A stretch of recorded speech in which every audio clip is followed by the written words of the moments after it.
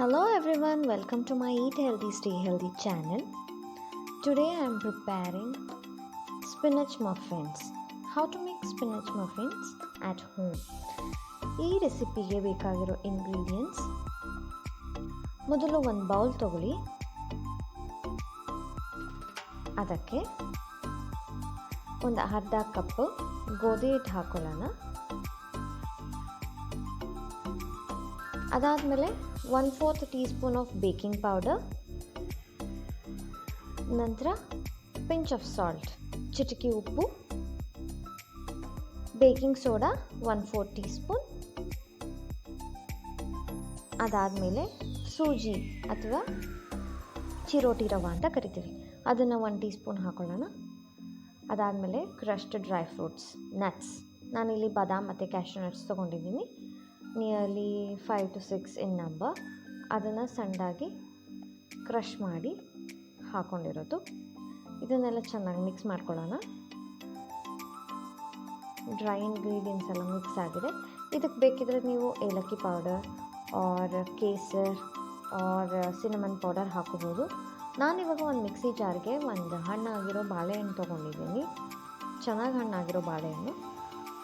ಅದಕ್ಕೆ ಇವಾಗ 10 to 15 ಪಾಲಕ್ ಸೊಪ್ಪಿಂದು ಮುಂದೆ ಇರುತ್ತಲ್ಲ ಎಲೆಗಳು, ಅದನ್ನು ಮಾತ್ರ ಹಾಕ್ಕೊತಾ ಇದ್ದೀನಿ.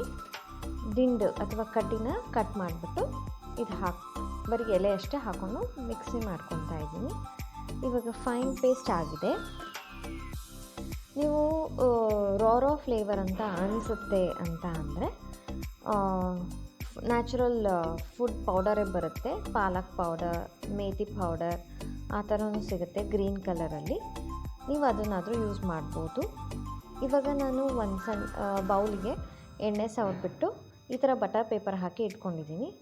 ಇವಾಗ ಮಾಡಿಟ್ಕೊಂಡಿರೋ ಪೇಸ್ಟ್ನ ಡ್ರೈ ಇಂಗ್ರೀಡಿಯೆಂಟ್ಸ್ ಜೊತೆ ಮಿಕ್ಸ್ ಮಾಡ್ಕೋಬೇಕು.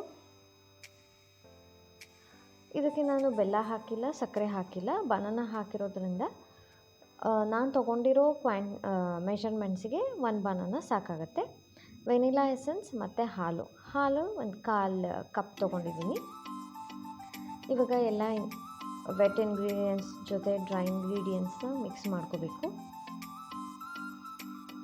ಕಟ್ ಆ್ಯಂಡ್ ರೌಂಡ್ ಮೆಥಡಲ್ಲಿ ಮಿಕ್ಸ್ ಮಾಡ್ಕೊಳ್ಳಿ. ಏರ್ ಬಬಲ್ಸ್ ಎಲ್ಲ ರ್ಯಾಪ್ ಆಗಿ ಮಫಿನ್ಸ್ ತುಂಬ ಚೆನ್ನಾಗಿ ಸಾಫ್ಟಾಗಿ ಬರುತ್ತೆ. ಅದಾದಮೇಲೆ ಹಾಲನ್ನ ಲಿಟಲ್ ಬೈ ಲಿಟಲ್ ಹಾಕೋಬೇಕು. ಒಂದೇ ಸರಿ ಹಾಕೊಂಡ್ರೆ ಲಮ್ಸ್ ಆಗೋ ಚಾನ್ಸಸ್ ಇರುತ್ತೆ. ಸೊ ಇವಾಗ ಹಾಕೊಂಡಿರೋ ಹಾಲನ್ನ ಚೆನ್ನಾಗಿ ಮಿಕ್ಸ್ ಮಾಡ್ಕೊಳ್ಳಿ.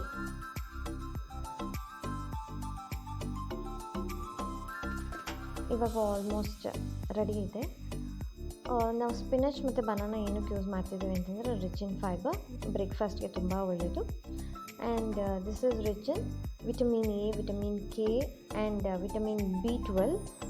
ಸೊ ಆಮೇಲೆ ಯಾರಿಗಾದರೂ ಅನಿಮಿಕ್ ಆಗಿದ್ದರೆ, ಬ್ಲಡ್ ಇಂಪ್ರೂವ್ ಮಾಡ್ಕೋಬೇಕು ಅಂತ ಅನಿಸಿದ್ರೆ ಈ ಸ್ಪಿನಚ್ನ ಮತ್ತು ಹಣ್ಣು ತರಕಾರಿ ಸೊಪ್ಪನ್ನ ತುಂಬ ಚೆನ್ನಾಗಿ ಯಥೇಚ್ಛವಾಗಿ ತೊಗೋಬೇಕು. ಇವಾಗ ನಾನು ಬಟರ್ ಪೇಪರ್ ಹಾಕಿರೋ ಬೌಲ್ಸಿಗೆ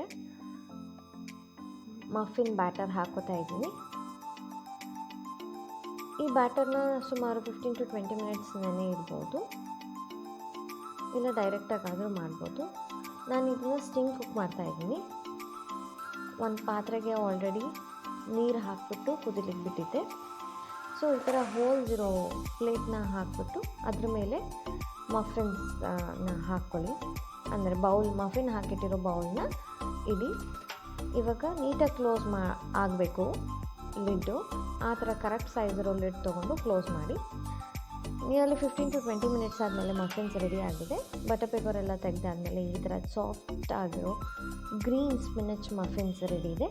ಅದಕ್ಕೆ ಸ್ಲೈಸ್ ಮಾಡಿರೋ ಬನಾನಾನ ಇಟ್ಬಿಟ್ಟು ಗಾರ್ನಿಷ್ ಮಾಡ್ತಾಯಿದ್ದೀನಿ. Wow, this looks so amazing.